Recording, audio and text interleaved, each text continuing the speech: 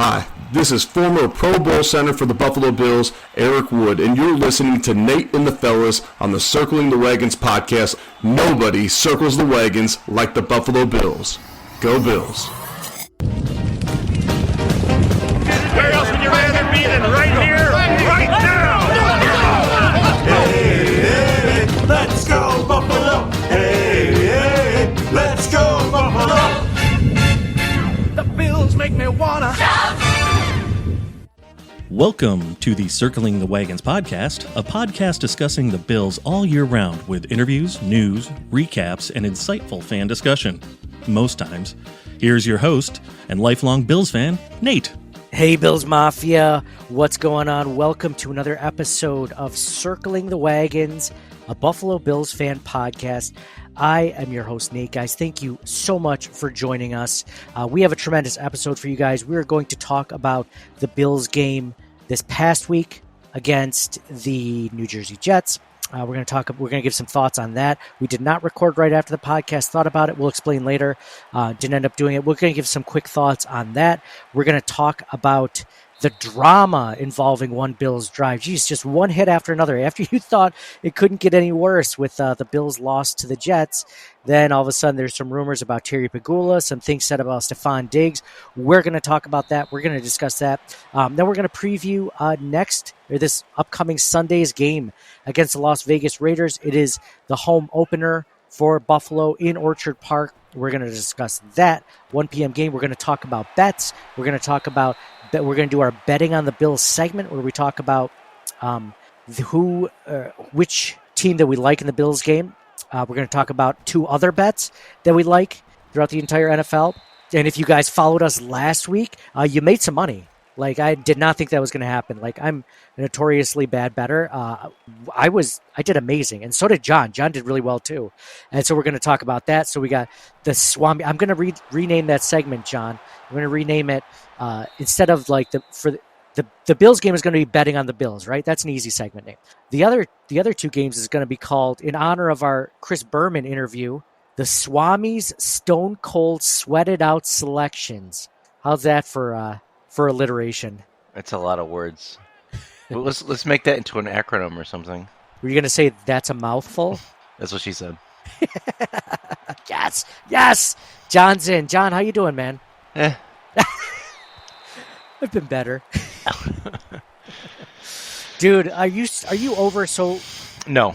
So it's three days past the game. You're not over it still. No. It still hurts. It's still that cut runs deep.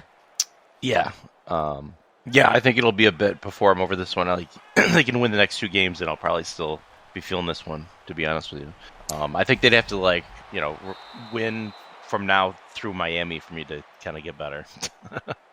Well, good. So I was just as upset with you in that game. So real quick, before we get into this, talking about last week's game, I forgot to mention that this episode is brought to you by the TwinSpire Sportsbook at Delago. If you are in the Western New York or Central New York area, or you just happen to be driving down the thruway along Route 90, get off at Exit 41, go to the Delago Resort and Casino, make a bet, have some food, enjoy. It will be a good time. I promise you. We're so lucky to have an area like that, a place like that in the area that we can just drive down the road to. So be sure to check them out at the Delago Resort and Casino. John, first things first. So we didn't end up recording that night. A lot of you messaged us and asked if there was like a recording that we had that we just didn't share on Buffalo Rumblings or on our own podcast feed here. And we just didn't do it. A couple of things. It was late. It was overtime. The Bills lost, which in totally disappointing fashion, which we're going to get into. But I mean, I had just been pulling like really long hours over the weekend, late at night for my job. So unfortunately, I can't not get any sleep for when I have certain deadlines because I need to be able to think and actually process it, get through the day. So I made the call on that one. That was not John and Mike's call. They wanted to do it, but I was just like, I just can't do it tonight. we got to record for an hour. I got to stay up another hour. It's going to be like 2 or 3 in the morning by the time, which is okay. We've done that before. We've done that plenty of times, but just not when I need to not when I need to work a 12-hour day. I don't need 3 hours of sleep. You know what I mean? So to be fair, I didn't want to do it either. You didn't want to do this episode. in all fairness. You're like, I don't want to talk tonight. We don't have to talk for the rest of the season if you don't want, Nate. And I don't blame you. I don't blame you, John. So I was really down about this team. I think that let's start off with the most disappointing part of this was that the Bills were gifted, like handed on a platter that game with Aaron Rodgers' first drive where he was injured. He tore his Achilles, which is, you never want to root for any injuries for sure. You don't root for, and I have no ill will against Aaron Rodgers, even Tom Brady back in the day, right? Like you didn't like him, but you wouldn't hope he gets injured. Well, maybe a little bit, but like, I didn't want him to get injured, but if it was going to happen, like, I mean, they're still going to play the game, right? So I'll take advantage of that if I can. The problem is the Bills couldn't just take that and go with it. They had to let the Zach Wilson-led Jets team beat them. And all they had to do, John, the entire game was just not turn the ball over. That's how you beat a team like this. You just keep doing what you were doing in the first half. They were up 13-3. And then all of a sudden Josh is playing hero ball. And it was it's a frustrating way to win, or a frustrating way to lose, to have the Jets win like that in a very winnable game. But this is a Jets team that the Bills always have problems with. They're a really good defense. They match up really well against the Bills offense because their defensive line is so good. And the Bills offensive line isn't great. And Josh got happy feet, man. He got happy feet. So it was a disappointing loss. I'm starting to kind of move on. But yeah, I mean, let's do real quick. I mean, we usually do our Wall of Fame, Wall of Shame. Who are you going to put on your Wall of Shame in that loss? I think I know where you're going to go. Well, yeah, there's only one problem in the entire game, and that was Josh Allen. It was hard to come up with more issues than Josh Allen, right?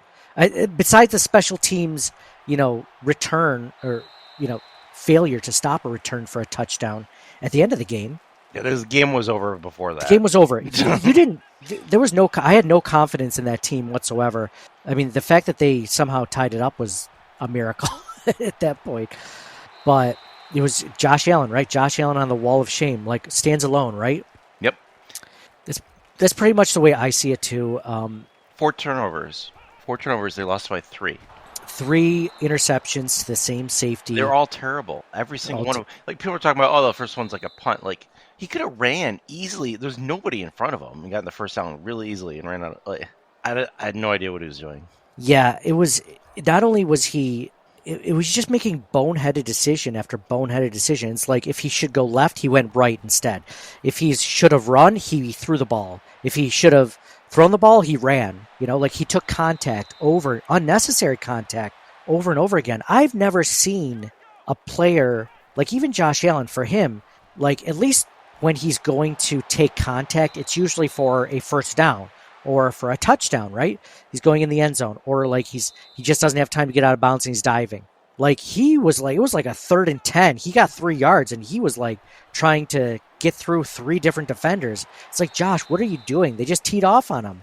And it's just not smart play. It's not intelligent play. For exactly like you said, there were terrible decisions in the passing game where he was throwing it. I mean, he was throwing it downfield. He wasn't finding the right receivers. I've seen multiple screenshots since that game that show that his eyes weren't in the right spot when he throws the ball. And you couldn't blame the offensive line on that one. You couldn't blame, the offensive line wasn't great, but it wasn't a bad offensive line. Hold on, let me find this stat I retweeted from Warren Sharp.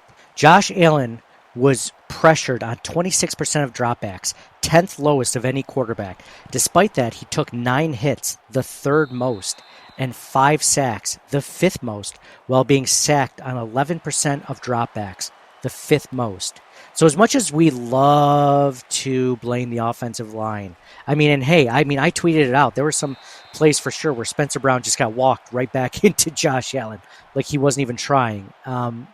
Still, everything considered, Josh Allen did what Tyrod Taylor used to do. Do you remember this, John, when like Tyrod would finally get a clean pocket and he would just run out of it just randomly? Like that's what Josh was doing. Josh would get a clean pocket and then all of a sudden he's just like, I got to run. I'm sorry. I can't stay here. Like I got to. At least Tyrod was careful with the football. Yes, you're right. He never threw the ball. I mean, that was his problem. But yeah, you're right. He was much safer. Not as many fumbles and interceptions by Tyrod Taylor. Yeah, what about, so okay, we talked about the wall of shame. Josh Allen, clearly 4 turnovers, like you said. That by the way, if even they had that fumble back and they were able to score on that drive, like that would be the game right there. Like that was the difference in the game. Like him just coughing the ball up. Like all he had to do for the Bills to win was just not do the absolute worst thing he could have done. And that's what he did. The worst outcome. It was like a Murphy's Law game, John. Like it doesn't remind you of like last season when like it was the Bills versus the Vikings, right? The Bills were winning, and of course he fumbles in the end zone, and like they get a safety, right? Like the Dolphins game when they're trying to just like spike the snap, right, to stop the clock. And what does Allen do? He bobbles the snap, and he has to throw it to Stefon Diggs. And Stefon Diggs catches, and he kick it out of bounds in time. Then they go into the half, and they don't even get to kick a field goal. Like, that sort of thing. Like, I know every team has those kinds of mishaps, but Josh is continuing that trend, unfortunately, with these close games. So what do you have on your... Let's look positively, okay? Wall of Fame. Who do you put on your Wall of Fame in that loss? There's actually a lot more to talk about here, I think, despite the loss. I mean, Milano had a really nice game, as usual. I kind of just want to give it to the defensive line. Rousseau had some nice pressures. Floyd had a sack. Phillips had a sack. And Oliver had some tackles for losses. Rousseau had a tackle for a loss and a forced fumble. I think the ball went out of bounds or something. Epinesa had a nice stop on 2nd and short. Like, I think the defensive line played really well. That's a really good Wall of Fame, is the defensive line. I was pleasantly surprised with how much pressure they got, even though it was Zach Wilson. I mean, the pressure is what ended Aaron Rodgers' season, and potentially his career was him blowing out his Achilles, was that sack by Leonard Floyd. And that's the reason you get a guy like that, you just for that. This is exciting. I mean, if the Bills can pull it together, obviously, through the rest of the season, this is an exciting pass rush that the Bills really haven't had to this extent, because now you have a great rotation with Leonard Floyd and Von Miller when Von Miller comes back, and Greg Rousseau on the other side. I mean, Jordan Phillips has been talking up Greg Rousseau, or Deion Dawkins. Was it Deion Dawkins this past week, talking about how Greg Rousseau is going to be like the next highest paid pass rusher, and he looked good. They look good. Had a couple of plays, too, in the backfield, too. Matt Milano, Matt the Milano Cookie, looked good.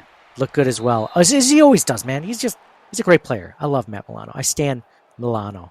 How about, here's an under-the-radar one, and this kind of goes into my Sweet Sassy Molassy play of the game. Christian Benford with a start. He looked pretty good. He's not the one that had that Garrett Wilson touchdown against him. Like, that was an insane touchdown catch, by the way. Let's talk about that Garrett Wilson touchdown catch against Tre'Davious White, where it went up in the air, then he somehow, like, it dropped, got knocked out of his hand, but then it fell to him. Like, just a crazy catch. And White had an inconsistent game. I'm not going to hold that particular play against him. I think that's just, like, the way the ball bounces sometimes. But, like, he had a couple of missed tackles, but then he had a tackle for a loss. Like, I think he was a little inconsistent. Yeah. He took the wrong angle on one of those long runs. Yeah. You could put wall of shame the Bills' run defense in certain parts, man. I mean, Breece Hall is a really good running back, so you have to take that into account. But the Bills let go some long runs. They just weren't. So it's going to be interesting this next week. We're going to talk about that with the Raiders game, but Josh Jacobs, how's that going to go? I mean, he's no Breece Hall, but that was inconsistent too, because they had a whole bunch of tackles for losses, but then back would. I thought Bernard I thought he did okay. Yeah. You know what play stuck out to me from Bernard was when Taron Johnson ran up to try to stick that. Was it Conklin, the tight end from the Jets? He tried to stick him, and then he hit him, and then he just got bounced backwards. And you're just like, ooh, I thought that might be a concussion. It wasn't, luckily.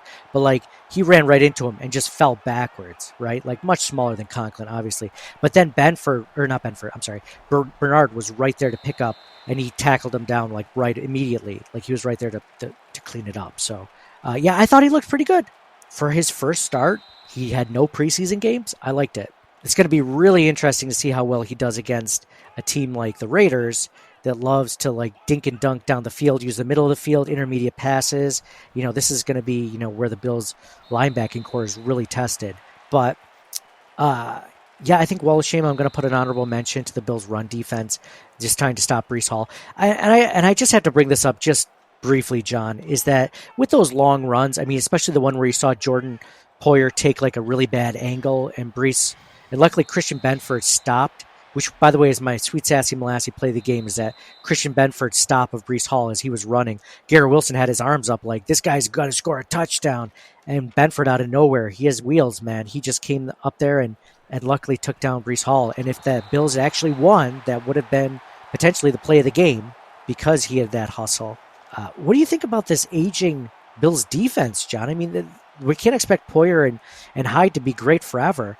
And I think we've just kind of taken them for granted as far as like if the Bills' defensive line and linebackers end up not being able to stop the running back, well, then they have Poyer and Hyde always there, right, to plug up the holes. Well, there was a couple of plays last Monday where that wasn't the case, and I don't know if it's age, like you always have that in the back of your mind, or what, but didn't look bad. They weren't tested passing-wise. Part of it, too, is like the Bills' defense is built more so to defending the pass than the run, and there's a reason for that, right? Mahomes was the first reason, but now you have all these quarterbacks in the AFC that are really good, so it's easier for teams to run on the Bills than it is to pass, usually. And that's okay, especially if the Bills get a big lead with their great offense and the other team can't catch up by passing, right? Right. Exactly. Yeah, the big part of that was missing this past Monday was the big lead thing. The Bills just couldn't do that. Yeah. But, I mean, do you have a sweet, sassy, molassy play of the game besides the Benford catch? Maybe that Diggs touchdown. Josh Allen, that was one of Josh's best throws of the night, was scrambling out of bounds. Yeah, I'd say it was either the Diggs touchdown or the Milano interception. The Milano interception was a really good one. Matt knifing through the line to stop Dalvin Cook for a 4-yard loss. That was awesome. That was hot. And then the very next play is when Phillips got his sack. That's right. I love Phillips, man. I know he's an under-the-radar guy and he's not a starter. He's a rotational piece, but he just brings fire, man. He's like good for a play or two a game, just somehow it's just, I don't know. Big fan. Yeah. I mean, besides that in the game, I mean, there's really not much else to say. We hit on everything important. Josh not playing his best. This is going to be interesting when we get to the Bills Raiders preview. Can he have a bounce back? What to expect? Stuff like that. Any final thoughts about the Bills Jets loss before we move to the drama at One Bills Drive? Moving from one thing I don't want to talk about to another thing I don't want to talk about. Yeah. Well, it's going to happen. It's happening. So the first thing has to do with if it wasn't bad enough, dude, like Bill's social media was just falling apart, right? Like, just like, what is this? What are we doing? Josh taking steps back. I mean, he's playing the worst he's ever played. We thought he was supposed to be the most focused. He's supposed to learn from his mistakes. He had so many turnovers last season. He said he's going to learn from not having turnover. He's going to learn to not cause so many turnovers. And then he has 4 in one game. A lot of things going wrong on social media. And then we find out something about Terry Pegulas.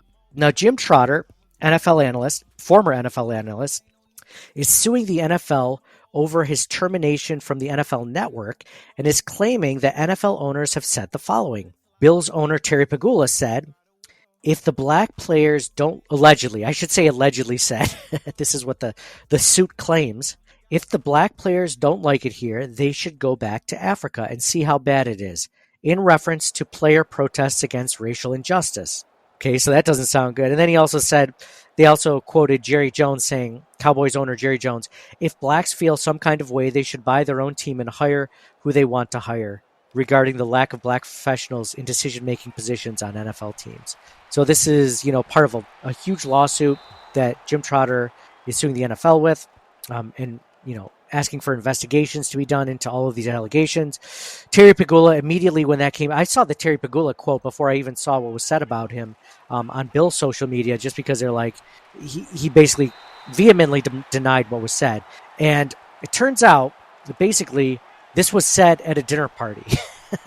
Like this was said like between 40 members. This was said to Jim Trotter that like through a dinner with like 40 other like analysts, other people in the media, other media members, saying that like the story was told secondhand. So it wasn't that Jim Trotter heard Terry Pegulas say that. He heard from another media member who is unnamed, said that Bills owner Terry Pegulas said that. So like, it's not even firsthand, it's secondhand. There's no real proof, it doesn't sound like, unless it goes to maybe a deposition and that person has to testify or something. But I don't know, John. Like it was funny, like, and not haha funny, but just like, oh, come on, like one more thing to go wrong.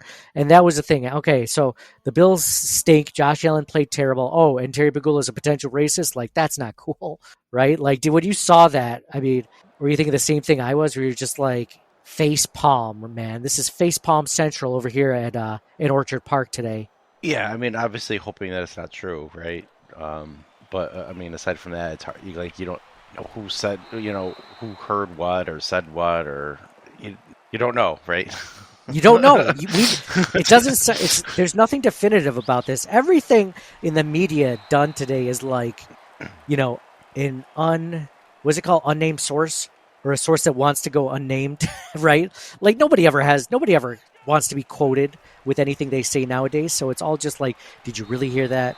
Like, we can't prove it, but why would you make it up? So yeah, it's hard to trust the media with a lot of things today, but yeah, I hope it's not true. I just hope it's not true. I'm not saying it's not true, but it is secondhand. So at least good for Terry Pegulas, because if that was like me or you and someone accused us of something like that, so openly, terribly, like something you shouldn't say or think, then like you would want to deny it immediately, like from the mountaintop, just scream like, I'm innocent, I did not do this, right? So at least it leads you to believe that this is not the case with Terry Pegulas. We'll see. Hopefully not. Now, John, you ready for the second piece of juicy One Bills Drive drama? I can't wait. That was not like the Bart Scott quote, can't wait. It was just like, can't wait. We'll see. So Bills beat reporter Maddy Glab got into some controversy when she was picked up on a hot mic and said, there's no control over Stefon Diggs. He is going to do what he wants to do. He'll look me in the face. He'll look in my face and say, F you, how he treats everybody. She received criticism for the remarks and released a statement shortly after apologizing. Diggs came out and said, so then just before we were recording, Diggs came out and said the following, okay? It was in response to what I just mentioned that Maddy Glab said. Maddy Glab, Bills reporter, for those of you that don't know who she is, Diggs wrote on Twitter, the audio shared was very hurtful and it was insulting to my character and to how I was raised. I've always treated people how I want to be treated. I greet everyone with smiles and respect, from the people in our cafe to the people that keep our building in clean and in order. The media or fans may confuse my competitiveness that they witness on the field as who I am as a person. But off the field, I'd never treat anyone how she described and have never said anything remotely close to that to her. I don't know why it was said, but this is an example of why people don't want to deal with the media. It's hard to fight the preconceived notions people have about you, regardless of ever having a personal experience with them. We get you all have a job, and I respect it, but please remember, I'm a human just like you, and if I ever made you or anyone else feel like you can't approach me, I apologize. Time to lock back in, forward focused. So, John, first thing that comes to mind when you hear that about Maddy Glab saying these things about Stefon Diggs. So, I mean, like, I guess even if she's joking, right? Like, you can see why he would be upset, right? Because like it just furthers that perception that he's like a big diva or whatever that like everybody keeps talking about all the time. It's like, and I don't believe that personally. No. I think he's a fierce competitor. Yeah. And like, obviously I don't know him personally, but like you see him like throwing balls to kids like in the stands and like doing all this stuff. You never see him doing anything like. The only thing that you've ever seen him do is yelling at Josh on the sidelines of that Bengals game. I would have yelled at Josh too. I would have yelled at Josh too. He's playing like shit. I was yelling at him from my TV. He was just able to do it face to face, which I wasn't. We weren't all able to do. McDermott was yelling at him too when he took that unnecessary hit. Like he's yelling, "Be smart." He said, "Be smart" in the Jets game. But then you also see, you mentioned the good things about playing with the kids and stuff like that. Like, let's talk about the Jets game for one more moment. And that video of Josh Allen having a terrible game, and right before the Bills offense got on the field for that final drive of regulation, which ended up tying the game for the Bills, Stefon Diggs was telling him he got it. He gave him a high five. He's like, "Listen, man, shake it off. And you could see in Josh is not one of those guys who plays it close to the vest, right? Like, he's a very emotional person. You can tell when he's upset, right? Like, he doesn't have a poker face. Like, you tell when he's excited, you tell when he's upset. He's a very emotional person, good or bad. Like, that's just the way he is. And you could see the look on his face. He looked visibly distraught. He knew you heard him in the press conference after. He knew he was the reason why the Bills were losing. And he put that all on himself, and he was getting down on himself, and he was killing himself inside. And Stefon, Diggs saw that, and he walked right up to him, and he knew he had to pick him up. And dude, I give him a lot of credit for that. Not everyone does that. A lot of players, I'm sure, just will leave Josh alone, don't bother him. Or some people are, but that goes against exactly, what the media perceives him to be, and like you said, what he actually is, or what I think that people close to the Bills organization see in Diggs. Because Bills fans, like, if we thought that he was a diva, we'd be saying that. Like, we love our guys, but we're not unwilling to criticize the players that we love. So here's what Maddy Glab's response was, by the way, to this. She said, "I want to take ownership for what I said today. I'm very sorry for what I said and meant no ill will. I respect the hell out of Stefon Diggs, and he has been one of my favorite players to cover. He has great character and treats us media with lots of respect. He takes time out of his day to talk to us, which he doesn't have to do. For context, media was waiting for players to come out for press conferences when a reporter joking told me to get Stefon Diggs. I said I don't have control over him. Steph marches to the beat of his own drum, and I love that about him. He has a playful relationship with our video department, so that's why I said he probably wouldn't say yes to me grabbing him for an interview. I should not have said what I said, and I apologize for that. Steph is not in the wrong. I am." Which, everything she said makes sense, right? Like, if we didn't hear the context of what the person said to her, like, he's like, "Oh, why don't you work for the Bills? Go get Stefon out here." She's like, he wouldn't do that. He'd probably tell me F you before he did that, Like, that all makes sense. Like, this all lines up. And, me or you, like, if we thought that she was being completely wrong about the Stefon Diggs situation, she said something that was picked up on a hot mic that she didn't think would be heard millions of times over social media, and it became a story. And it sounds like it's nothing. It sounds like it's absolutely nothing. In fact, I did a poll on Twitter, said, "Do you guys really care about this? Yes or no, move on." And almost 90% of people said move on. This is only a story outside of Buffalo for all that I'm concerned. Yeah, I'd have to agree. John, what about Maddie's voice? Oh yeah, I mentioned that to Nate yesterday. I was like, she's an annoying voice, right? I did think you were going to say that. I thought you were going to be like, she's kind of a funny voice, right? Like, yeah. She's an annoying voice. Yes. It's so funny you said that, because I texted you guys, we got to find a way for the listeners to get in on a group chat or something like that with us, so we can, or share screenshots or something instead of just over general social media. But I said the thing about Maddy Glab, and you're like, the first thing you said had nothing to do with Diggs or Maddie's quote. It was just she has a weird voice, right? And what's funny is I 100% agree with you, because it's been several years now, and I just kind of forget about it. But absolutely, she's from, I think, Nebraska or something, right? So she's from the Midwest. Yeah, I was gonna ask. I wasn't sure where she's from. Maybe it's kind of an accent thing. I think what it is her trying to cover up an accent, and it just doesn't.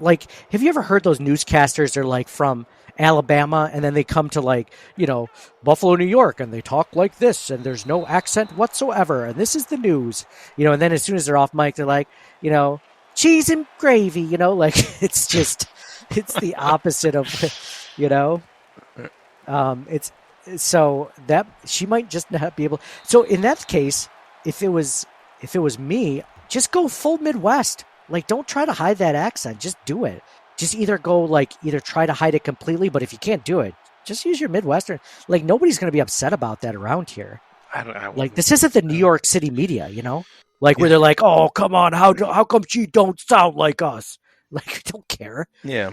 Eric Wood's from, Louisville, Kentucky, right? He doesn't try to hide his accent. He does Bills games. At no point when he's doing Bills games am I like, this is so annoying the way he talks. Like, I wish he talked like me, I don't give a shit. Just, but yeah, annoying voice, totally. And this comes from someone with a very annoying voice. Like, I did not like my voice at all. And I agree I have an annoying voice. So from annoying voice to annoying voice, like, I get it. She's got one. So, hey. Yeah, it's pretty tough. I got to listen to you on this podcast all the time. That's why you don't re-listen to the podcast after we post them. You're like, God, I had to listen to him for an hour and a half on the podcast. I'm not going to listen to him. Speaking of which, by the way, thank you guys all for reaching out to me in the podcast for the Chris Berman interview they released. If you are listening to this podcast on the Circling the Wagons podcast feed, you heard it before anyone else. So we're still kind of working in with Buffalo Rumblings. We haven't completely cut off ties with them because, we're still working up our listener base from that. So we're going to see, we might just keep this going for the next 5 years. We'll see. We'll post to here more so than we will to Buffalo Rumblings Podcast Network, but we'll post to both essentially. We'll post to Buffalo Rumblings not as often, but maybe once a week because we're contractually obligated to do once a week. So we'll still do that, but we like doing these previews episodes. John and myself. Mike couldn't do it. He had something going late on this at the time we're recording. So we're doing it just us two. So John, we talked about last game. We talked about Bills drama. Let's talk about this week's preview of the Bills Raiders home opener for the Buffalo Bills in Orchard Park, 1 p.m. Eastern Standard Time. John, going into this game, I mean, before we actually talk about the Raiders or the Bills, how are you feeling about this? And are you thinking are you still down about this team or do you just need another day to shake off that loss? Because it was a Monday night game. So it's a little bit, like I said, that wound's a little fresh. I don't, probably not anytime soon. So you're thinking the Bills are going to lose then? Before we get into the betting on the Bills segment. Not necessarily. I for me to feel better about the Jets game, they'd have to absolutely annihilate the Raiders. So if they just barely win, because the Bills are favored by 8.5. If the Bills win by 3, you're not going to feel any better about that team. Probably not. I mean, a lot obviously depends on how they play, as a whole, but no, probably not. And they could beat the Raiders and the Commanders, and I could still feel the same way until they beat Miami or something like that, right? Right. I mean, the Bills are a good team, right? I mean, I think even after that game, we could still say that overall the Bills are a top 10 team. And I don't think the Raiders are. I think the Raiders are an okay team that can beat a good team every once in a while, but I don't think they're a good team. I don't think they're a really good team at all. I think Jimmy Garoppolo maybe is a slight step above Derek Carr, maybe. But I don't think this team is unbeatable. I think that there's a reason why Vegas has them favored by 8.5 points. And I think the Bills are going to be pissed. I think the Bills are going to go into this game thinking that, we're a better team than that. And I think Josh is going to play that way. I think he's going to throw an interception or so. He's going to have at least one turnover, I think. But at the same time, I think that they're ready to move on from this. And the fact that it's in Buffalo, that they have to come from out west to Buffalo. I watched half of the game last week of the Raiders and Broncos game. At no point was I looking at even Devontae Adams and being like, the Bills can't guard that, or the Bills are going to have a tough time with X, right? Or with this part, even Josh Jacobs.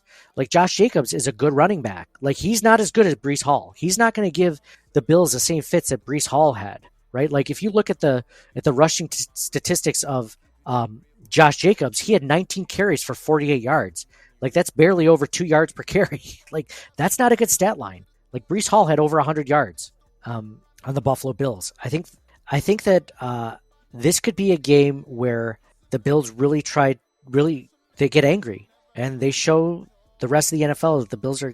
There's a lot of teams. So we're going to get to our other NFL bets that we like later in the game. But there's a couple of teams I picked to have a bounce back game in week 2 because of that reason. Like, they're not as bad as people think they are, and they're going to prove it this week. And I think the Bills are one of those teams this week. And I fully expect them to win. And I expect them to win by at least a couple of scores. But John, let's get into it. So the injury report for the Buffalo Bills is very promising.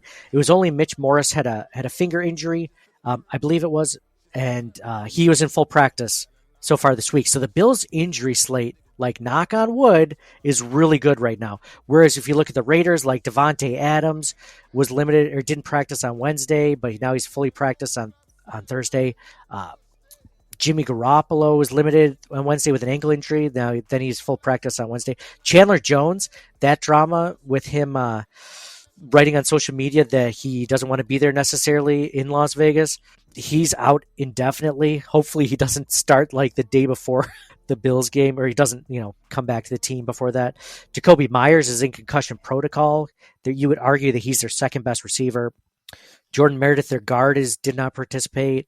And yeah, their offensive tackle had limited practice on Thursday. So like a lot of injuries. So you're looking from an injury perspective. I mean, the Bills are looking in good shape from that standpoint. Let's get right into it, John. Well, should we go over how well we did last week? Yeah, let's go over how well we did last week. By the way, I forgot to mention this, and I have to do it before I forget, is that we're going to pick a winner for our TeePublic site to win a free T-shirt. So for those of you that haven't been following us, we started our own feed.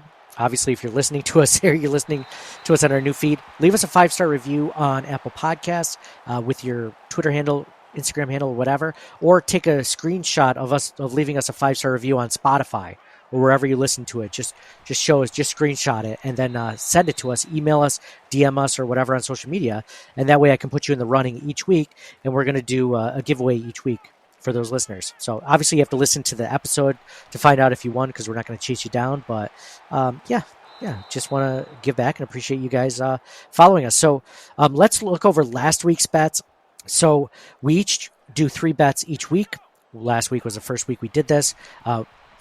So we picked 2 games, and then the third game is the tiebreaker, and that's the Bills game. So we have to bet on that one. Even though I hate betting on Bills games, we decided, that's going to be a good tiebreaker. We're a Bills podcast. We're going to bet on the Bills, right? Last week, John went 2 out of 3. He won the Packers game, the Packers bet. He had a +1. He had the Titans game at +3. Just because the Titans only lost by 1, not because they won. It's because the Titans only lost by 1. And then the only one he got wrong was the Bills game. He bet the Bills at -2.5, and the Bills did not win that game. Whereas Nate Dogg over here, Nate Dogg's really happy about the outcome of the Bills game because it made him win this. I couldn't have been happier with the outcome for the Bills game. Them losing and me winning that bet was so much more important now. I'm joking. I went 3 for 3, which is pretty amazing. I'm definitely due for an O for this week, but I got the Jaguars, that game, -4.5, the Eagles, -4, the Jets. I thought it was just going to be a close game. I thought the Bills could potentially win that one. But I definitely, the other thing that's weird about that is as soon as Aaron Rodgers goes down, I'm definitely not winning that bet now. Like the Jets, I had the Jets with the points. I'm like, the Bills are definitely going to win this one, right? And then as the game went on, I'm like, holy crap, I'm actually going to win this game? Like this, that's why I don't like betting on Bills games. Unless I bet against the Bills, because then I win no matter what. In one way, shape, or form, I win. Because I either win money or the Bills win, and I win that feeling of my team becoming victorious. So I won in weird fashion. I shouldn't have won, but hey, a win is a win. 3-0. John is 2-1. So the Bills this week are 8.5-point favorites. John, for your betting on the Bills winner, who do you have in this one? I'll take the Bills at -8.5. Do you think the Bills win by 9 or more? But you just said that you didn't feel confident about this game whatsoever, about the Bills. I feel less confident with the Raiders. I think, rightfully so. I think they, unfortunately for the Raiders, the Bills will use this as their get right game, and I can see them winning by 9 or 10 points easily. So yeah, I'll do that. Yeah, I mean this the Jets are one of those few teams that matches up perfectly with the Bills from a defensive standpoint. They have a really stout defensive line. They have a good cornerback, obviously, in Sauce Gardner. As you can see, Jordan Whitehead, he looked pretty good. And then they have a good run game.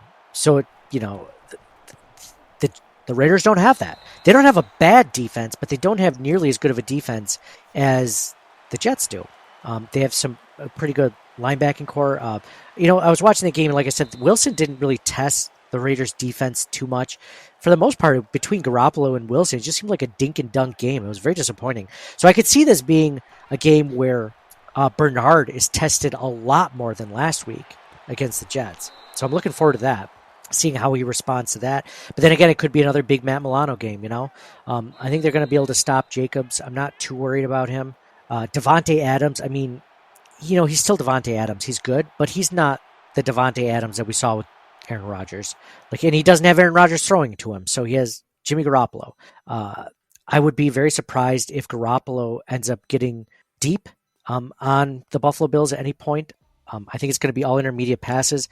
I think it's going to be mostly like comeback routes or screen passes or something like that. And every once in a while there'll be a play over the middle with some yak, but for the most part, not the case. I'm going to go with you on this one, John. I agree with you. It's 8.5. That's how I see it too. I'm betting the same as you on this one. So one thing we didn't do last week, which I was kind of kicking myself that we didn't, because I wanted to talk about some Bills player bets, because I posted a bunch on social media and hit about, I want to say I was 3 or 4. I think I hit most of them. I did better in the games than I did the player props, but the only reason I didn't hit the player props is because Josh Allen gave the ball away 4 times. If he didn't do that, I would have hit the over on the Kincaid yards. I would have hit the over on Gabriel Davis's yards. I already hit the over on Dalton Kincaid's catches because it was 2.5 and he had 4 on the day. He just needed like 2 more yards or 1 more yard to get to the over on receiving yards. But again, I didn't expect Josh to just throw up all over himself. So are there any player props that you like for this game, maybe Josh Allen wise or maybe someone else? So I didn't look too much at the player props for the Bills game yet. Usually I'll look at it like Sunday morning. But like you were mentioning earlier before we started recording that the Allen passing touchdowns is like 1.5 was the over-under. That is, yes, 1.5. So I think I'd go the over on that, It's minus 160, so it's not a great bet. Oh, yeah. Well, then never mind. Yeah, it's not really. I mean, that I would bet that though too if that's where the line is set. But Jimmy Garoppolo is over 1.5 plus 135. You make a lot more money for that one. What do you think about this one? Your boy James Cook. Now you bet separately. We were texting about this. You bet him on rushing and receiving yards last week, and you won on that one. Yeah, it was 62.5, and he got 63, so it worked out. So James Cook. Here's a prop bet that I like. Let me know what you think about this. James Cook over 12.5 yards receiving, and I'll tell you the reason why I like that specific prop line is because I think that the way that the Bills are going to overcorrect their game plan from last week. So when Josh was playing hero ball, he's throwing it recklessly, over, deep into double coverage or whatever. He's going to specifically make a point to throw over the middle, to throw screen passes, to throw dink and dunk check downs, like maybe to an annoying rate this next week. So I would be very surprised if James Cook doesn't have at least, let's say, so over under is 12.5 yards. He had 14 yards last week, and that was up against a much better defense. I think I'd go the over with that one. What are the Kincaid numbers? Kincaid is over under 30.5 yards. I can't find receptions. I don't have receptions here, at least not yet. How about rushing this? How about a Kincaid anytime touchdown? Oh, I like that one. Anytime touchdown. Okay, so actually, let's see. Dalton Kincaid, anytime touchdown, plus 360. Wow. I think you were talking about dink and dunk. Hey, red zone threat, man. They want to get into the end zone with Dalton Kincaid. They want to get in the ball. He was 4 for 4 on targets and receptions this last week. I think they're they try to get him his first touchdown at home. I love that one, John. What do you think about the James Cook over 12.5 yards? I think it's pretty safe, right? Yeah, I mean, because he could catch the ball once or twice and get that, right? Yes. Yeah, I think that's okay. He can catch it once. It could be a screen pass. It goes for 13 yards and you win. You get that. So, what's funny is, so I don't love the Josh Allen stats. Passing yards, like you said, over 254.5. I don't love it. Jimmy Garoppolo's 231.5. I kind of like the over with that one, only because I think the game script is going to be, like we said, the Bills are going to be winning by 2 scores. So Jimmy G is going to have to pass it. So if that's the case, I think he goes over 231.5 yards. I could be wrong, but I like that one. Passing plus rushing yards for Josh Allen, 295.5. Yeah. I don't love that one. I don't love going over, at least. I think it's more likely an under. But so if I'm thinking James Cook rushing and receiving yards, his rushing yard is 50.5 this next week against the Raiders. Last week, Javonte Williams had 52 yards rushing on 13 carries. I don't love that line. It's about where I think he's going to be. So Josh Allen rushing yards. What do you think about this, John? Do you think he's going to play? I just mentioned how he's going to be conservative with the game plan. They're going to be dinking and dunking. Do you think he rushes more than last week? Because I believe he had 33 yards rushing or something like that.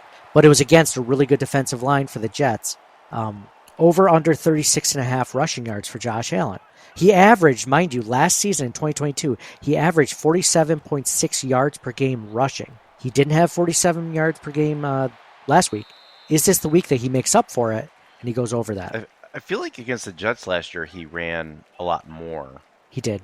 He had 80 yards. We said that last podcast. Yeah. That's what made me think that we should have talked about player props, because we talked about how many rushing yards. Allen had 80-something the first game and 40-something the second game. Yeah. Well, we probably would have been wrong on the Allen one, right? This last week. Yeah, I was. I bet it. Yeah. I bet it. I was wrong.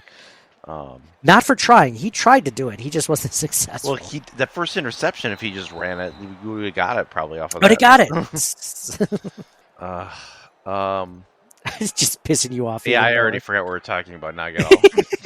Player props, rushing yards, 36.5 rushing yards. I don't think I'd want to bet that either way. I don't know. I don't like that one either. So, okay, I like James Cook over 12.5 yards. You like Dalton Kincaid for the anytime touchdown at plus 360. I love both of those. Let's see if I can do a parlay. I'm just curious what the parlay is for that. Dalton Kincaid, James Cook. Let's see. $10 bet, you win $32. I like that one. I think I might do that one on my own. So yeah, so that's what we have, and we have the Bills with the over. Honestly, with games this close, which I don't love the Bills line. I didn't love it last week though either. What I might do is, if I was to play this game, is I might do a teaser, a 6-point teaser. So basically, you bet 2 bets as a parlay teaser as opposed to just 1 bet. So then you bet down 6 points. So if I take the Bills and then I take, let's say it's 47. Over under is 47, right? Let's say I take the over rather, and I tease by 6 points. That means I can tease the Buffalo Bills game down to minus 2.5, which I think is super safe, and bet over 41 instead, which I think is super safe too. That's what I did last year on the Super Bowl, because I didn't love the line for the Super Bowl, and it ended up being super close to the line. So I'm glad I didn't bet it, because I would have bet the other way. I did this, and I ended up winning. So if you guys wanted to do that, I mean, you bet $10 on this one. You just have to win both bets, though. That's the only thing that stinks, but that's how you do that. So yeah. Have you ever done teasers? Yeah, I think I've done it on I don't usually do over-unders, but if there's 2 different games where I don't quite like the lines, I might adjust both of them and bet them both at the same time, type of thing. So you do what I said, where you do both at the same time, like the over-under, and not the over. Yeah, instead of doing the spread and the over-under. Oh, you do both games at the same time. Yeah, I'll do 2 separate games with the adjusted spreads or something like Gotcha. that. Yeah, at the same time. Got it. It's rare for me to do an over-under, just because I feel like it's whenever I've done it in the past, I get it wrong. So yeah, same. Minus the Super Bowl. For some reason, I've had luck during the Super Bowl. So we'll have to talk about that again. John, before we get into our other 2 games that we're going to talk about, let's read a couple of quick reviews recently left on our on Apple Podcasts. Want to thank you guys all for leaving us reviews for ones that have. This is from the Critical Chef. Sean has won multiple items from us in the past, so he's in the running again. He says, all around great podcast. I appreciate the fact that the CTW crew are regular Buffalo Bills fans with regular knowledge like the average fan. I enjoy the banter between them. It's evident they are good friends off air. Great content. Be funny to know that we never ever talk to each other besides this podcast. Like it's all manufactured. All this whole thing. Chelsea U writes, the best fan coverage of the Bills. I absolutely love the Buffalo Bills football podcast. It's an engaging and informative show that keeps me up to date with the latest news, game analysis, and player insights. Nate's passion for the team is contagious, and their in-depth discussion makes me feel like I'm part of a passionate Bills community. Whether you're a diehard fan or just getting into football, this podcast is a must listen. Go Bills from Hawaii. That's from Chelsea and Ryan in Hawaii, our favorite listeners from Hawaii. Best Bills podcast, writes Margie Lube. This podcast gets me pumped since I live in Connecticut, and people are either Pats, Jets, or Giants fans. These guys are so cool and down to earth. I love the silliness they add to the podcast. I also love that I can easily see when a new podcast hits since they broke from Buffalo rumblings. Thank you, Nate, John, and Mike, and go Bills. Thank you, Margie. And last is from Dylan. Sabo writes, these guys are a blast. If you're a Bills fan and you're looking for a good time with some laughs and spot-on Bills analysis, this is your pod.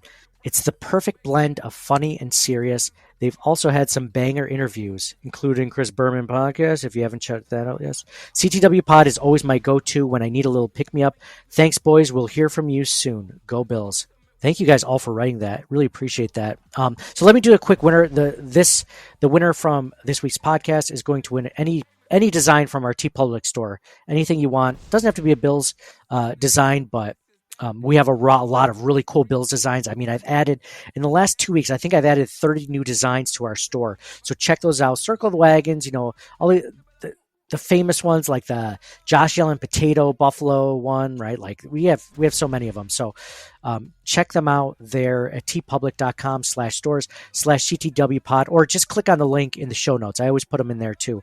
So the winner for this week's TeePublic t-shirt, Bills t-shirt, is the Critical Chef. Sean wins again. My guy.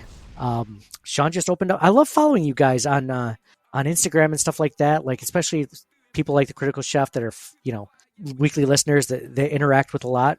He just opened up his own restaurant in Florida. So that's pretty cool. Exciting stuff there for Sean. So let's go into John. So this segment, we just did betting on the Bills. The new segment, in honor of our Chris Berman interview, in honor of Swami, we're going to do the Swami Stone Cold Sweated Out Selections. So what do you think of the name? I had to just do selections because I needed another S. What do you think? How many S's is that? Swami Stone Cold Sweated Out Selections. 4? 4. That's 4. Yeah. Sorry, I'm holding my fingers up over here. I realize you can't see them. 4. Not bad, right? I was pretty proud of that one. So let's go into who do you have as your bets? Because this was a tough week. I don't know about you. It was tough to find a really good game where I'm just like, oh, like last week I felt a lot better. Even though, by the way, I won all 3 of those games in like the last minute. Like they literally flipped from me losing to winning in the last minute. The Eagles game, the Jaguars game, the Bills game. I got super lucky. Yeah, but big Jets fan Nate here picking the Jets last week. You got to roll with the Jets. It was more of my thoughts for the not liking the Bills against the Jets, and it turns out I was right. So what do you know? If you bet like we did, you would have won some money. If you bet both Mike and my bets, I mean, you won 4 out of 5. I mean, if you did our non-Bills bets, you won 4 out of 4. If you didn't bet the Bills and you took our other bets, you were 4 out of 4. So, John, who do you like this week? And what did you think? Did you think it was tough? It was a tough week for picks. I think it was tough in a couple of respects because there's definitely a lot of games that could go either way. And then, like, when I did narrow it down, it was like maybe because like we're picking 2 games, so like I was like, oh, there's like 3 that I kind of like which 2 do I pick out of the 3, that kind of thing. But the first game I landed on, I think, is going to be Houston plus 1.5 against Indianapolis. You're muted. Oh yeah, well you like the Texans in that one. Why the Texans? You don't believe in the Colts? Or it's in Houston. What makes you think? It's a combination of those things. I think I don't normally like divisional games, like for picks and stuff, but no, I think I like Houston here. They got pretty good defense. They have some interesting things going on. The Colts, I think, are just kind of a mess in general. I like Houston here.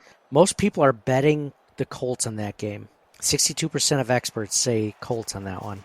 So interesting, going against the green, John. I like it. Yeah. Well, I mean, the Colts are favored, right? So, like, yeah, but but favored, yes. But I'm not talking money line. I'm talking just they like that spread of 1. well, it's essentially money line. It's essentially money line. Fair enough. Like Fair last enough. week, the Packers, I actually bet the money line. I didn't do the +1. I'm like, let's just do the money line on that one. Yeah. I guess you could do the same here. I haven't looked at what the minus whatever it is. It's the same. Oh, I'm sorry. No. You get better odds again. Money line Yeah. +100 instead of -110. Yeah, So it's even money. yeah, I could see Houston winning. I didn't like that game. I'll be honest. Yeah. I'm not sure what to think about either team. I mean, I picked against the Colts last week with the Jaguars, but they played them tough, man. This isn't a Colts team that went down easy. I mean, the only reason that I won is because Travis Etienne, like they had an interception and Travis Etienne happened to run in a touchdown, which they were just running out the clock. Yeah. Well, I mean, the first week is. I mean, it's You never know. Kansas City lost, Cincinnati lost, Buffalo lost, Philadelphia almost lost. Like, the first few weeks can be kind of wonky anyway, right? Yeah, absolutely. So I don't love that one. I see where you're coming from. I see you like C.J. Stroud better than Anthony Richardson at quarterback. So Yeah, I mean, I think I might like Richardson better actually, but like the overall team, I think Houston is better. Right? here's a question: If Jonathan Taylor was back, would you bet on Would you not make that same bet? Probably not. Okay. So I'm going to go with my first one, and that is I am taking the Giants over the Cardinals. The Giants are 4-point favorites over the Cardinals in Arizona. I don't think the Cardinals are a good team. I think that the Giants are better than they showed up against the Cowboys. I don't think they're a great team. Don't get me wrong. Like I don't think they're nearly as good as the Bills or a lot of other good teams. But I think they're better than they are that game. And I think that Dable's going to have. Both teams I picked this week lost last week. So the Giants got absolutely murdered by the Cowboys last week. Well, I think they're going to have a bounce back game. I think that they're going to take out all their frustrations, all their anger on the Arizona Cardinals. The Arizona Cardinals are just kind of hanging out there, waiting to. They're just going to be a piñata for the Giants this game. I think they're really going to. The Giants are going to have their way. I think the 4-point. I think they win by double digits. So this is interesting. So like I was saying I was picking 2 games out of the 3 that I liked. This was the 3rd game that didn't make my final 2, which I'll probably still be betting on. However, I would go with Arizona plus 5.5. I think the Giants win, but I think it's gonna be closer. So we already don't like. Well, who's 3-0? Let me just ask you that real quick. Who's 3-0 in this? Mr. Jets fan. No, I'm not. I'm not a Jets fan. I'm just a smart bettor. That's all. What's funny is you're so much better at betting than me normally when we've done this sort of thing. So it makes sense that the week 1 when nobody knows anything is the week that I come out on top. Like now that you actually have like some sort of sample size of who is what, like, we'll see how much we deviate from there. So it's funny. We actually like the opposite because I kind of like the Colts too over the Texans. You like the Texans. I like the Giants. You like the Cardinals. With that point spread. John, who's your second game? So I have the Texans at money line. Do you want me to give you the point for that for deciding? I mean, you might as well take it, right? I mean, I guess it doesn't really matter. Either way. I mean, yeah, I like Houston, but well, I mean, if we're doing the spread, so like we can do plus 1.5. That's fine, whatever. I have it as -1. Texans -1. Okay, well, same then. I'm not gonna. Yeah. Wait, -1. I thought they were I see plus. I thought they were plus 1.5. The Colts are +1. Texans are -1. Oh, I thought it was Texans were plus 1.5 when I last looked at it. No, they're favored. That's weird. Do you want to change your bet? No, I'm committed now. What you said is Houston -1 right now? Yes. Hold on, I'm pulling it up. I see the Colts. Luckily the site I'm looking at shows lots of different like sites in their books, and MGM, BetMGM has -1 for the Texans, and Bet Now, I don't know what, or PB, I don't know what PB is. Points bets, it has +1.5 Yeah, for the Colts. DraftKings says Houston -1.5. Maybe I got it backwards when I wrote it down. Sounds like it. Maybe that's what happened. Sounds like people shouldn't listen to you when it comes to Swami's switch it up of the You know what? Swami odds. I'm gonna stick with Houston.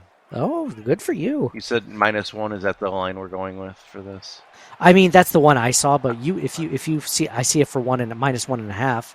I mean, why would you want to go that way though, right? Yeah, I'll still go with Houston. Okay, Houston -1. What's your other game? Pittsburgh +2.5. Let's go. Pittsburgh against the Browns, 2.5. So they just got demolished. Monday Night Football. Bounce Monday back game. Night You're talking about bounce back games, right? This is my Yeah. bounce back game. Yeah, that's a good bounce back game. I like it. I like that one. I don't necessarily think that Steelers are going to win that one.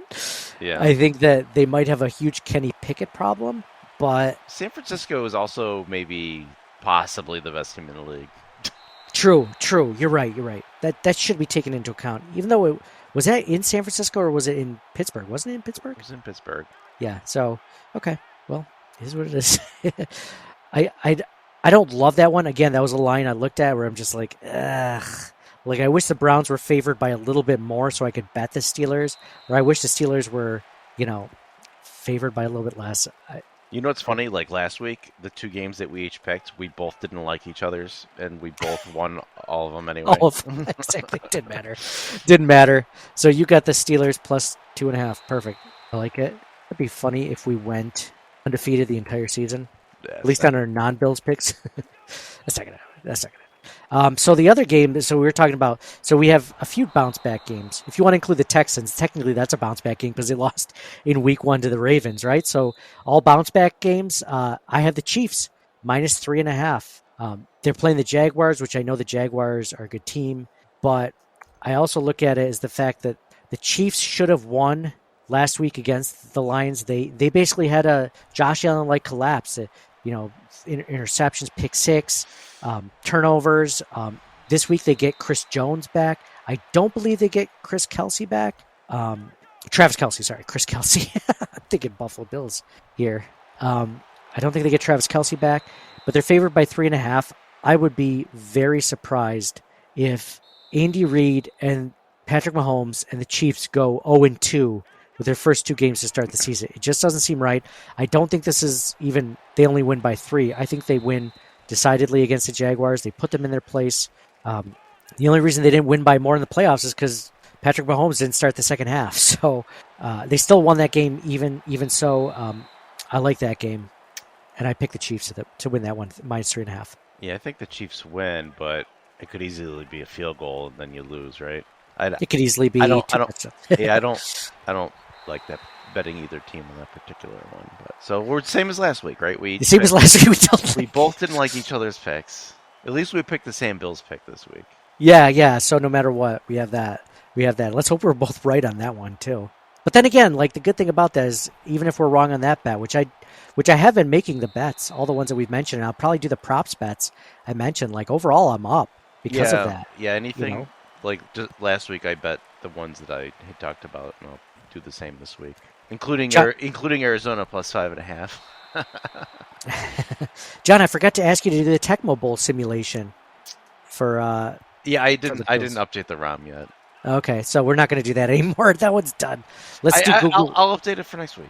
Okay. Let's just say, okay, wait, okay. Oh, I just ran the simulation. Okay, you can edit the first part out. Yep, looks like the Bills won 62-3. Josh Allen, 6 touchdown passes. Wait, that doesn't add up right. 4 touchdown passes. Bills look good. So AI had it wrong. Do you want me to do another AI? Or are we just going to scrap the Tecmo Bowl and AI picks and just do our picks from now on? We can probably scrap it. I mean, it doesn't matter to me. We can do whatever. I don't care. AI doesn't know anything. No. It's artificial. How long till AI is drafting players in the NFL at like the draft? It's just picking from this. I'm sure there's a team that does it already. Who will win the Bills-Raiders game? Oh, I can't say. I don't know how to do that. It's like, just give me it. Bills are favorite. They're favored by 9.5 points at most sports books, and most experts are picking them to win. 9.5. Oh, went back up, or is it? Maybe it's an old because it was like 9.5 or 10 They're always behind. when it opened, right? Yeah. If I had to pick a winner, I would pick the Bills. Will the Bills? They are better. They are the better team on paper, and they have the home field advantage. However, Raiders are a dangerous team, and they should not be overlooked. Just You can say that about any team, just flip flopping. Yeah. except They Arizona. Do you think the Bills will win by 9 or more? I think it's possible the Bills could, but I would not bet on it. Okay, so it says no. Okay, now we know. Will they take the Raiders? I would not bet on it. Okay, that means you're not comfortable. The health of the players. Bills are missing their starting left tackle, Deion Dawkins, and their starting running back, Zach Moss. This is just like, when will Google update? It's so funny. That's why I can't trust them. But, this is what they say. Actually, Tecmo Bowl was right last week because you simulated and they had the Jets winning. So Tecmo Bowl was right and Google AI was wrong. So Maybe we'll bring Tecmo Bowl back next week. Okay. Yeah, there was the ROM that I used. There was an update because it was like I was still using the preseason ROM, and there was like a week 1 ROM that had come out like just as we started recording, so I didn't have it yet. Mm-hmm. But I forgot to actually update it today. So but I didn't forget. I just didn't have time. So. Yeah, you're a busy man. You're a busy guy. All right. So those were the betting on the Bills segment, the Swami Stone Cold Sweated Out selections. John, if you had all this amazing betting information that we just handed out, where would you go to place a bet in person for a good time, good food, good drinks, great atmosphere, lots of tables, lots of screens? Can you think of a place that's within a short drive from where we are that you could enjoy such a said place? Oh, I know. The Twin Spires Sportsbook at Delago. Oh, really? Really? Is there a place that's that close to us that we could literally just stop by and have an amazing time? Yeah, it's just a short drive away. Maybe we do some shopping at the outlets in Waterloo. The outlets are right there too. Make a day of it. Yeah. Make a day of it. With all the winnings that you get from our bets. Meanwhile, bet responsibly. Like we're not responsible for any bets made on the podcast. We are not experts or whatever. But any winnings that you make from the bets, just go over and blow it all in the at the outlets, right? Buy yourself some back to school. I guess school's already started, but maybe there's some sales now that back to school. Well, they probably have Christmas stuff out now, so. Oh, geez, John, don't say that. John, are you a fall fan or a summer fan? Fall. What do you like about fall? Is it this time of year specifically when it starts to get a little cold at night? Starts to get, it's still like 70s, 60s during the day, but it's just a little bit crisp at night and early morning? Yeah, I think the weather actually does play a big part of it because I don't like it when it's like 90 out, right? But like you can have a campfire, you wear fleece or something, be comfortable, and you still cook out just like you do in the summer. You can still do stuff. And football season obviously is in the fall. Yeah. I mean it's technically not even fall yet, but I do dig this part of summer that turns into fall. Like this is like, it's just like spring. Like when spring starts to turn into this sort of weather, but everything's still green. The leaves haven't fallen. Like this is a good time for sure. I mean, I do enjoy it. And like you said, like the fires, because we both have little kids, right? So like you can't keep them up till like 9 at night in the summertime for when the sun starts to go down, and then you build a fire and then they're asleep by 10 o'clock. You can't do that with like 4-year-olds, right? Like that's just way too late for them. So like in fall, you can do that because the sun sets a little bit earlier. Now you can do a fire at 7 o'clock or whatever. Marshmallows. Yeah, for sure. You got, I'm a big fan of apple ciders. John, are there any seasonal drinks that you like? Ciders, Oktoberfest beers? Yeah, I don't think anything specifically. I know a lot of people like anything with like pumpkin stuff, and I'm not real big on that. But yeah, like you get the cider thing, and like fresh donuts at wherever when you go to a hayride or something, and that kind of thing, and it's always kind of neat. Yeah, we're going apple picking in a couple weeks together, right? Oh, yeah. Celebrating your birthday, huh? Oh, yeah. Oh yeah, that thing's coming It's out. in September. Yeah, it's this month, isn't it? It's this month, buddy. I never It's this month, I buddy. never think about that kind of thing, really. No, because it's nothing to look forward to. It's just like it's like yeah. So I get another. It's just a reminder. I know. Just a reminder. When you're our age, it's just like look. Okay, good. So, what do you want for your birthday, man? What can we get you? I don't want anything. You want anything?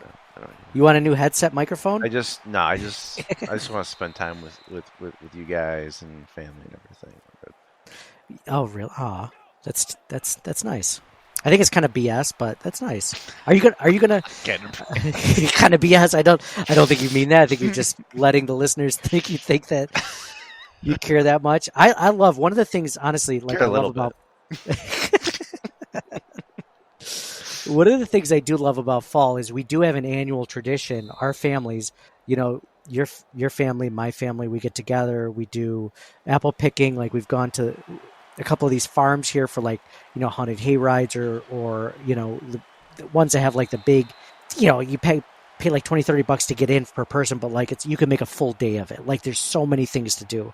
Like I do enjoy that thing, especially this time of year before Halloween and stuff. It's a cool time. I do like that tradition that we have, so that'll be fun. Do we have a camping trip planned? Because we've done that before. We had one planned this last year and it ended up being canceled because of sickness. We did one the year before. Do we have one planned next year? I think next year seems kind of far out to have already planned something. Sometimes you have to plan out though, camping that far ahead. Yeah, it depends on the place. Yeah. All right. No, dude, let's just go on a cruise together. Let's figure out like a way our families can like spend a whole week together and see if we're still friends after that. One of the reasons we're probably friends is because we talk only once a week on the phone, which is basically this, and then we do like one trip or we do like some dinners together, like a few dinners together, but it's not like every weekend, right? Like that's too much. We don't need to see each other all the time. Oh, and we have to figure out. I'm just rambling at this point, just trying not to end the podcast because I want to keep talking to you. An October visit to Delago. Yeah. Because we want to check that out. Probably not on a Bills game day, just so it's like a little bit less busy. We want to bring the wives, the girlfriends, and stuff like that, and just hang out there. We haven't gone since last year.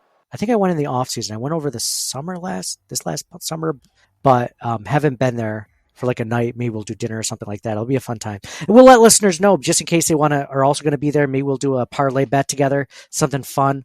We'll figure something out. So cool. So John, this has been a blast. We covered a lot of different things in this episode. That's what you get with the Circling the Wagons podcast feed. Just way too much stuff. It should be broken up into 3 episodes, but it's not. So that would require a lot more work. So John, anything else before we sign off?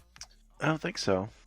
So I'm going to announce that we will be doing a Twitter space after the 1 p.m. game because, I mean, it's a 1 p.m. game. I don't have to stay up till 1 a.m. for that game. So I'll do a Twitter space for the 1 p.m. and 4 p.m. games. So check that out. It's basically like a post-game call-in show. So I will record it, and luckily, because we're our own feed, I can post it right after there. So it'll probably be available like game ends at 4. Probably do a half hour, 45 minutes. Probably be ready by 5:30 in the afternoon, to be honest. So you can check that out, and then we'll do our regular post game show with Mike and John, where we do our Wall of Fame, Wall of Shame. Sweet Sassy Molassy plays the game. Gettysburg of the game. There was no Gettysburg of this game because the Bills lost, but maybe you could say like the Gettysburg was Josh Allen fumbling for that while they were tied, and then that was the turning point of the game. There's just no comeback after that. Or maybe it was even the kickoff return. Who knows? The Anyway. turning point of the game was when they decided to start Josh Allen. John, you're not going to be this bitter going into Sunday, are you? I think this is just, it's only been three days since Monday Night Football, so you're still a little bitter. That's all you needed to say was a huge sigh. Anyways, I'm excited. I think the Bills can win back. I mean, it's going to be a collapse of Bills Mafia if the Bills don't win this one against the Raiders. I do not expect that to happen. Again, we both bet them to win the over, which is to win by 9 or more. So 2 scores, baby. So signing off for John. Go Bills. And for me, Nate, go Bills. The season opener. Enjoy Highmark Stadium. Enjoy the tailgating for the first time this season. We have a Bills Mafia tailgating playlist on Spotify, so check that out. So for me, Nate, go Bills, and we'll talk to you guys after the game.